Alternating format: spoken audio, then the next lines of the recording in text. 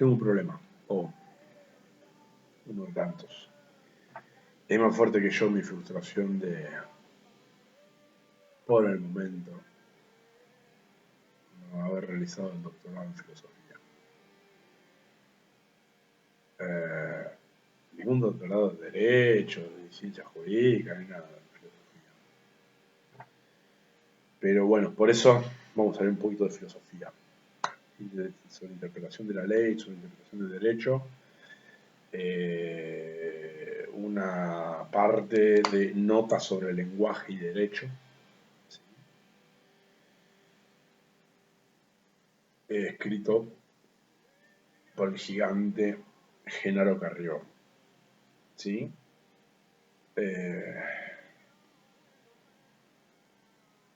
¿Por qué antes había gigantes y ahora hay petitos? Okay.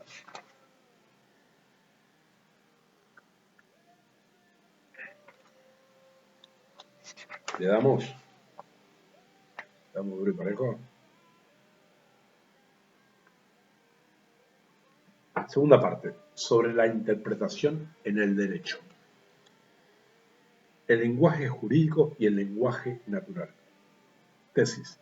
Espero que se me conceda sin necesidad de una elaborada demostración que las normas jurídicas, en cuanto autorizan, prohíben o hacen obligatorias ciertas acciones humanas y en cuanto suministran a los súbditos y a las autoridades pautas de comportamiento, están compuestas por palabras que tienen las características propias de los lenguajes naturales o son definibles en términos de ellas.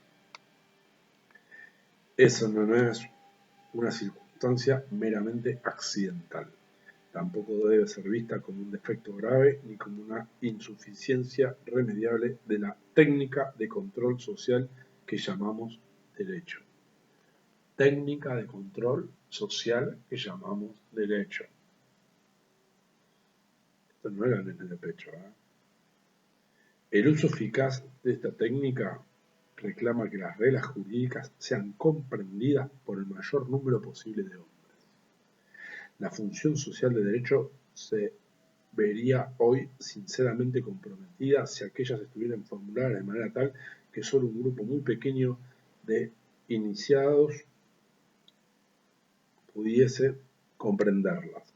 Por ello es legítimo decir que las normas jurídicas no solo se valen del lenguaje natural, sino que en cierto sentido tienen que hacerlo. Una posible objeción.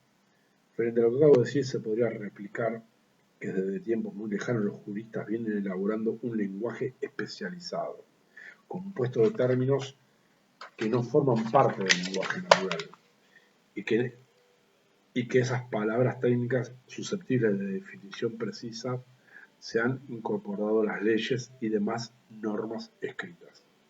Así, constituiría la objeción cuando el Código Civil argentino usa términos o expresiones tales como locación, acto jurídico, domicilio, compraventa, donación, culpa, dolo, derechos reales, mandato, nulidad de los actos jurídicos, etc.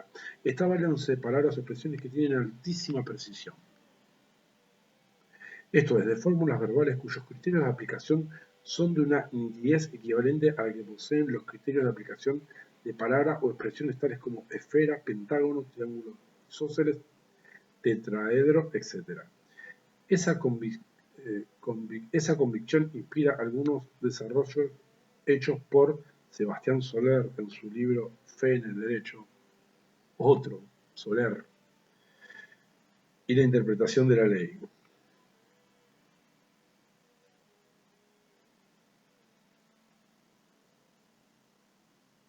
Los dos de Soler, la interpretación de la ley, lo vamos a conseguir.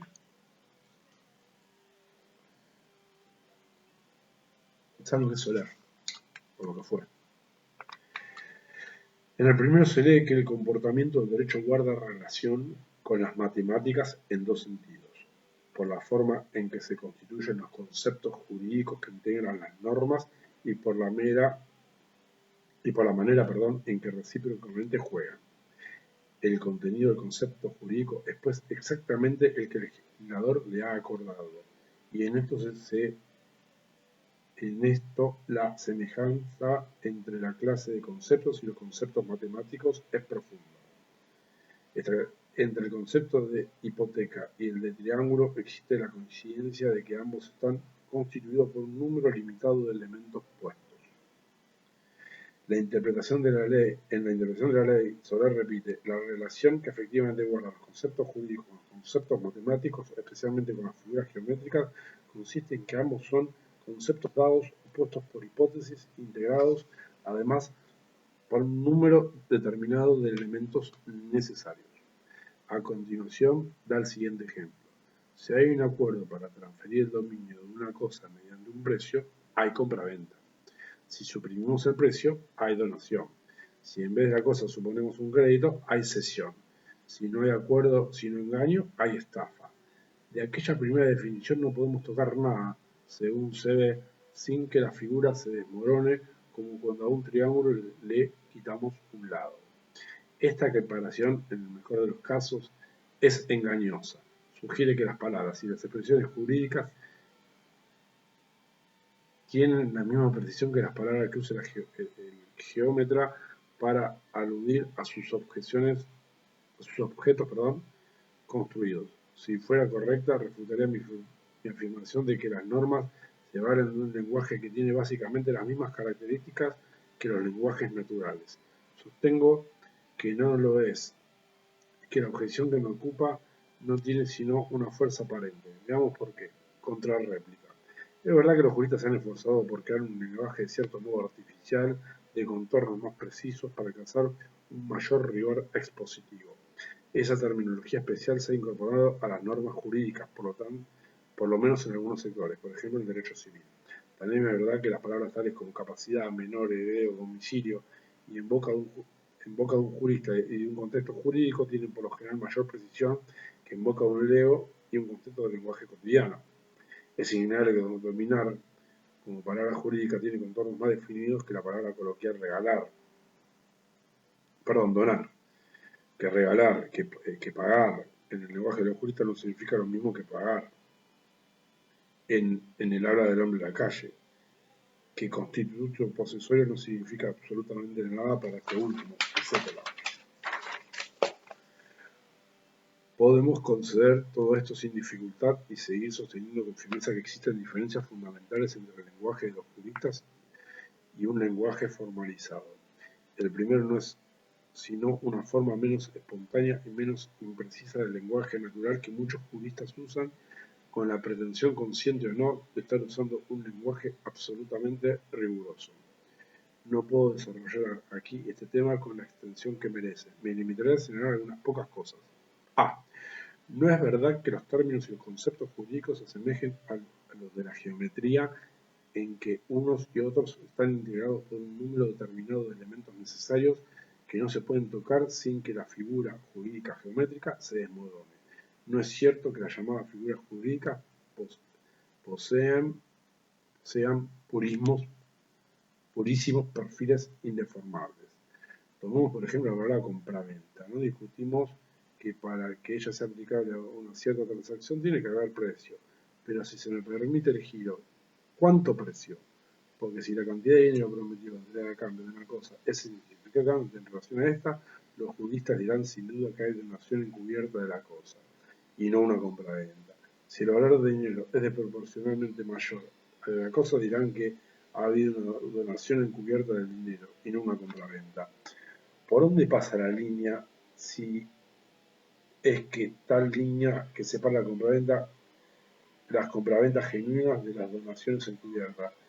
¿No es más atinado decir que hay aquí una apreciable zona de penumbra a semejanza de lo que ocurre con calvo, joven y alto, a diferencia de lo que acontece con triángulo o cubo, en el uso que dan estas palabras quienes hacen geometría pura? B. Precisamente porque las palabras jurídicas de cierto nivel están circundadas por una zona de penumbra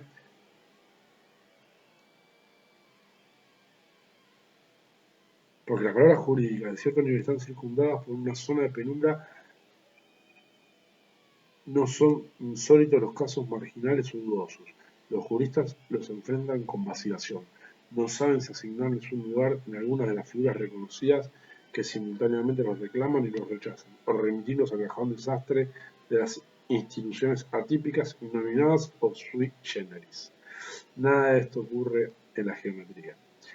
Los ejemplos pueden multiplicarse. Hay situaciones dudosas entre compra-venta y locación de cosas, por ejemplo, la llamada venta-alquiler o la venta de frutos o cosechas en pie, cuando el comprador toma posesión del inmueble para recolectarlo, contra locación de depósitos, contra la relativa caja de seguridad bancaria, el garage, entre locación de cosas y sociedad con ciertas formas de aparcería, entre locación de servicios, de obra y de mandato.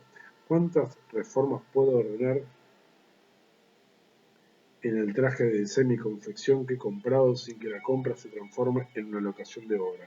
¿Y cuántas basta para hablar de locación de obra?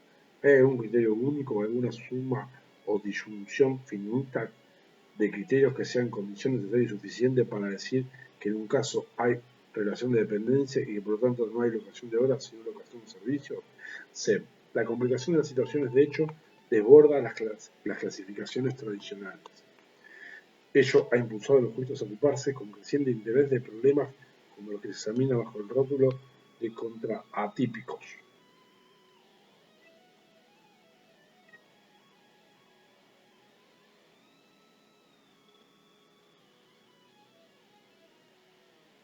Perdón, el rótulo de contratos atípicos. ¿Sí?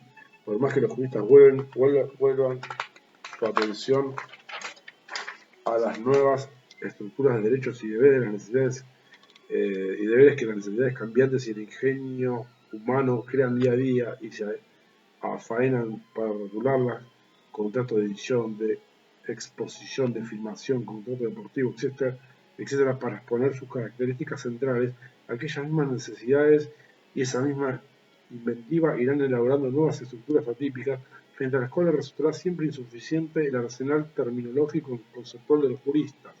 Y ello es así porque, por las mismas razones que señalé en la primera parte, al destacar que la textura abierta es una característica irremediable de los lenguajes naturales.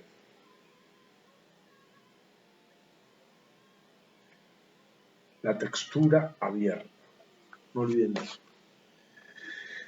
Pero no se piense que solo en el campo de los contratos ocurren estas cosas. Aún en los sectores aparentemente más formalizados y abstractos, nos damos en definitiva con problemas de penumbra en cuanto intentamos usar reglas y conceptos jurídicos para los que básicamente sirven. Esto es para guiar la conducta de los hombres de una comunidad y justificar reclamos y decisiones. No hace falta mucha agudeza para advertir que en nuestro sistema no podemos saber si un ser humano le es o no aplicable el rótulo jurídico de incapaz o capaz, sin determinar, entre otras cosas, si le son o no aplicables los rótulos de mente o sordomudo que no sabe darse a entender por escrito. Y no cabe duda de que estas últimas palabras no tienen en modo alguno un campo rigurosamente preciso de aplicación. No hace falta meditar mucho para advertir que si bien la expresión jurídica domicilio real equivale a asiento principal de residencia y negocios, tiene ejemplos claros de aplicación, hay numerosos supuestos ante los cuales su aplicabilidad suscita dudas que no pueden resolverse sin tomar una genuina decisión. Esto es menester gran perspicacia para darse cuenta de que en nuestro sistema la expresión altamente técnica, acto jurídico, es o no aplicable a una determinada acción o transacción humana, según que ésta puede o no ser calificada de acto realizado con discernimiento, intención y libertad, no opuesto a las buenas costumbres ni incompatible con la libertad de la conciencia. Expresiones que, huelga decirlo, no acotan una clase de actos perfectamente definida. Lo mismo puede decirse de distinciones tales como las que marcan las palabras delito y cuasi-delito, ligadas al dolo y culpa, acto válido y acto nulo o anulable, ligados a expresiones tales como error sustancial, ruego grave, determinante, que ocasiona un daño importante, injustas amenazas de destrucción humana inminente y grave, etc. Nadie puede negar que estas fórmulas verbales son claramente aplicables a algunos supuestos de hecho, claramente inaplicables a otros y dudosamente aplicables a casos atípicos, anómalos o marginales. No podemos encerrarnos en la falsa seguridad de que los tecnicismos del lenguaje jurídico pueden eliminar esta última categoría de casos. La diaria experiencia de los tribunales y en general el contacto profesional con derecho nos enseñan que esa seguridad es quimérica. Los juristas no todos se dan cuenta, no siempre, de esas cosas, cuando no los obsesiona el afán de alcanzar una incansable seguridad o el deseo de presentar con fines didácticos un cuadro de perfiles nítidos, libres de zonas grises, reconocen que la categoría jurídica no presupone identidad con las categorías y conceptos de otras ciencias, sino que se inspiran más bien en los conceptos vulgares. Y admite que por fuerza tenemos que tropezar con la impresión o relatividad de los conceptos jurídicos, pues existen numerosas zonas de transición en las que los juristas deben estar alerta para no decaer en una peligrosa geometría jurídica.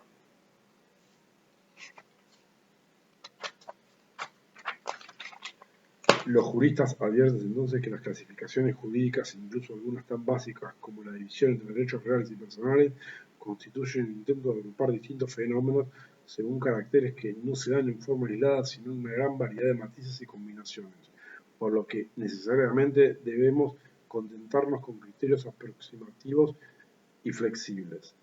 Y destacan que nociones aparentemente tan precisas como responsabilidad contractual y acción contractual no son otra cosa que conceptos clasificadores cómodos, orientadores y útiles, pero siempre un poco arbitrarios y cuantitativos, como toda tentativa de trazar una línea divisoria allí donde existen matices, gradaciones y zonas de transición.